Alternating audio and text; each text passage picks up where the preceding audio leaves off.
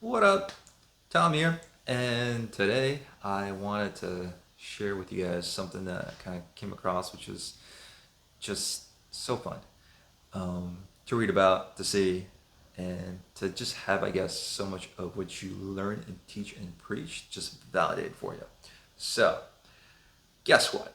For those of you who think that your mental and emotional state does not affect your physical state, you're gonna have your mind blown. I hope. But really, just to highlight the importance of really caring for the quality of our thoughts, caring for the quality of our emotions, really being intentional with how and what we think, how and what we feel, because it does direct a lot of activities inside our body, right? Very often, our physical environment, our external environment, is a reflection of, it's in response to our internal environment.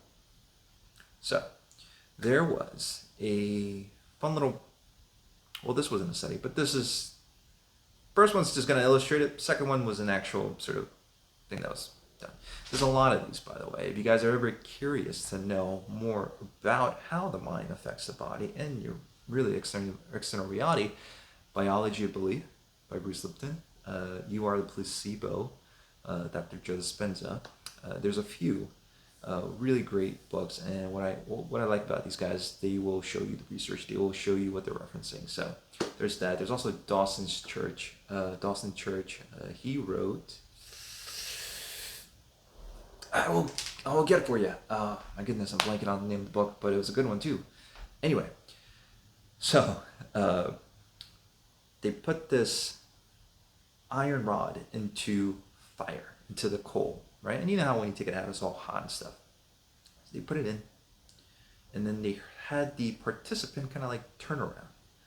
And then what he doesn't see is they whip out a nice cold one. And then they touch him on the arm with it. And he, of course, freaks out because he thinks, oh my God, they just hit me and hit me. They touched me with that hot iron rod. Well, they didn't actually do it, but his arm developed this giant welt simply in response to his belief that he was touched by super hot iron. Well, ain't that something? The body literally in real time responded to his belief. The second he was told that, hey, by the way, look, like it's cold. We touched you with this cold one. You know, the blisters and the inflammation just started to recede. Now that's just one example, right? But let me share this with you. They've taken people with multiple personality disorders, right? So this is someone who will literally shift from personality to personality.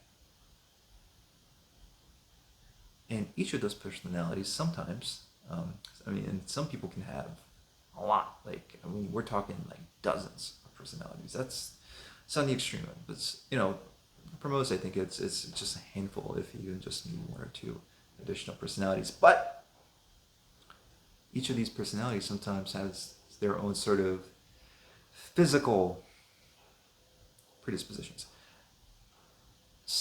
We're talking one individual, right? One body.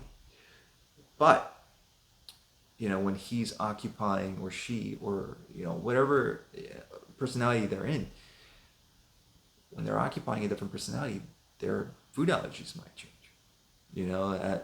Tom, as, this personality might be allergic to peanuts, but Tom in a different personality might be totally fine when he consumes those same peanuts.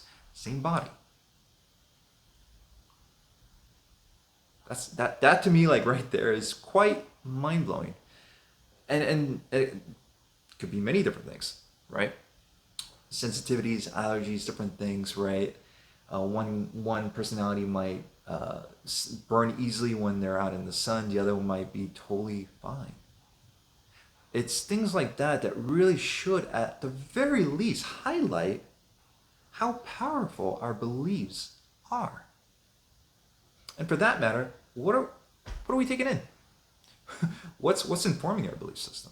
That's really where it comes down to, is we can either engage in empowering thoughts and emotions or disempowering thoughts and emotions. And I really hope, after listening to, watching, or just reading, it's probably written below after I record this, it's important that we, at the very least, learn to hold hope. Hope is key. Hope is precious. Because at least we can give our conscious and subconscious the belief that there is a solution, even if we can't fully see or embody it right now. But it is important to know that there is actually a lot of potential and possibility out there. I mean, people with just the sheer will, with their internal state, with their thoughts, with their, positive, I don't want to say, I'm hung up on positive affirmations, but that's a topic for a separate video. But people who really, truly try to engage in a more positive oriented mindset. And sometimes when I say more positive, I mean we're just taking you out of like absolute devastation into neutral, because it's moving you in a more positive trajectory. But nevertheless, really holding hope that things can always improve, right? Because truly, people, when they have spontaneous remissions, when they have these miraculous healings, it's this shift that does occur sometimes internally.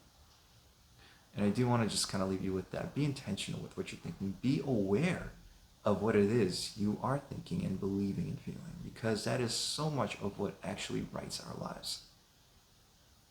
What really kind of shapes our actual physical health and our external environment, our external reality. So I'm going to leave you with that. Be mindful, and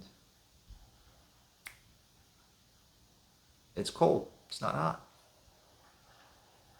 Meaning, take that, right? Like, try to always, I want to say fool yourselves, but always really work towards finding the best in every single solution. Really trying to always maintain a positive and hopeful outlook on everything. Okay? So, leave you with that, guys. Have an amazing rest of your day, rest of your week. I sometimes stumble over my words. And I will talk to you next time. Peace.